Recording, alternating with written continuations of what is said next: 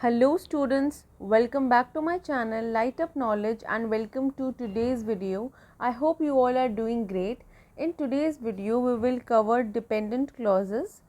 I would love to inform my students that I have already started a playlist on clauses, the link of which will be available in the description box. So I have already covered 3 videos and this is the 4th video, so you can check those videos first and then come to this video. So please consider liking if you enjoy watching, it motivates me a lot. Now without any further ado or delay, let's jump right into the video.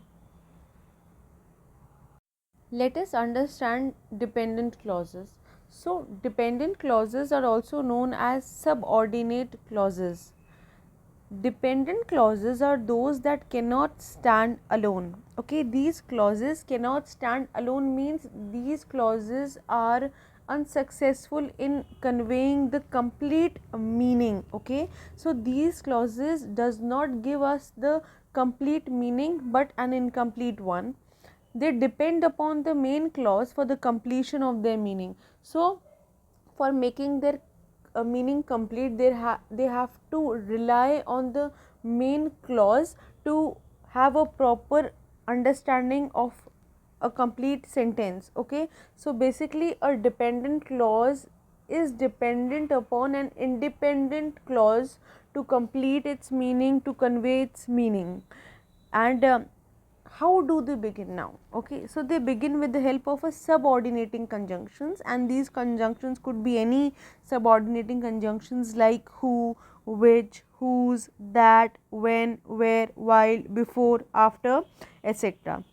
So dependent clauses are also known as subordinate clauses.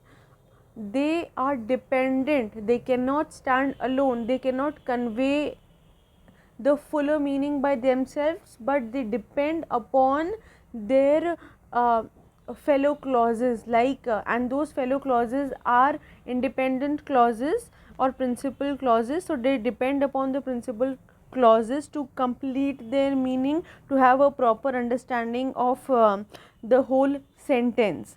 And they begin with, what do they begin with? They begin with a subordinating conjunction like who, which, what, whose, while, where, before, after, etc. Have a look at these examples here. I know why you are angry.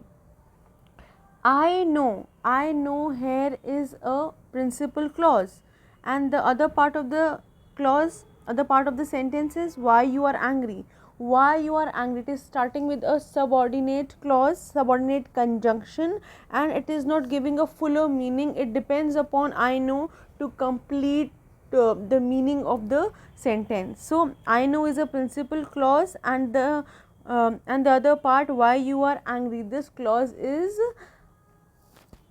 a dependent clause because it depends on the other part of the sentence, that is principal clause, to complete its meaning. Similarly, we have other examples like work with whatever is available. Whatever is available is a dependent clause.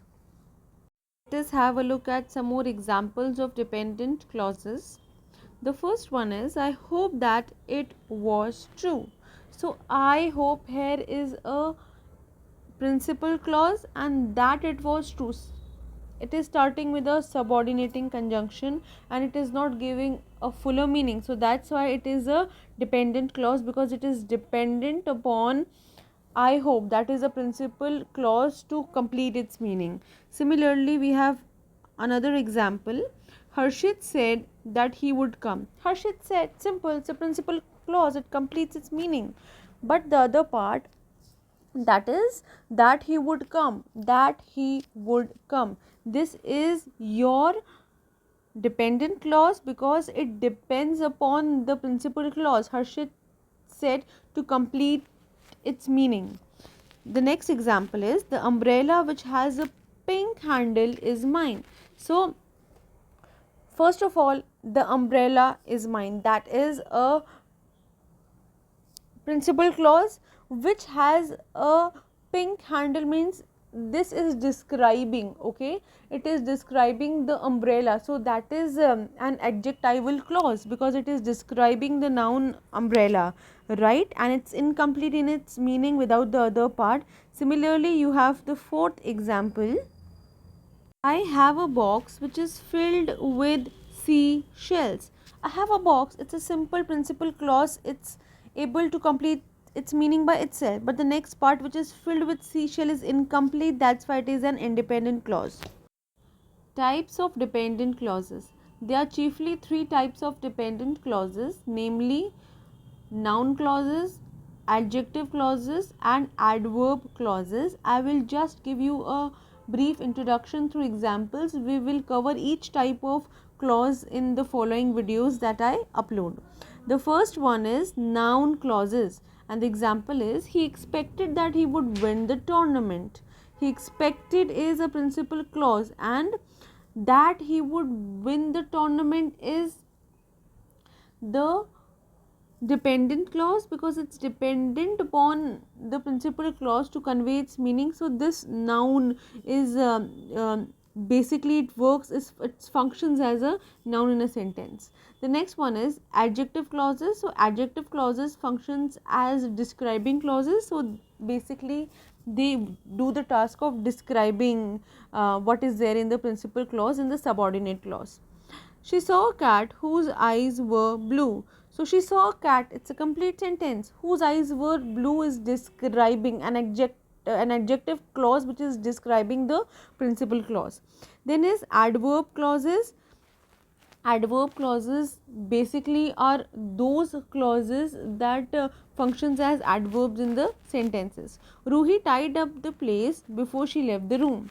Okay, so Ruhi tied up the place, simple principal clause, before she left the room. So basically Ruhi tied up the place is the principal clause, and before she left the room is a subordinate clause, and it is a subordinate adverb clause. So before shows when Ruhi tied up the place, so hence that is an adverb clause of time. I hope you enjoyed watching this video and you found it useful. If you did, please like, share and subscribe to my channel and press that bell icon so that you can get regular updates of the videos that I upload. All the important links will be linked down in the description box below. Keep learning and keep growing.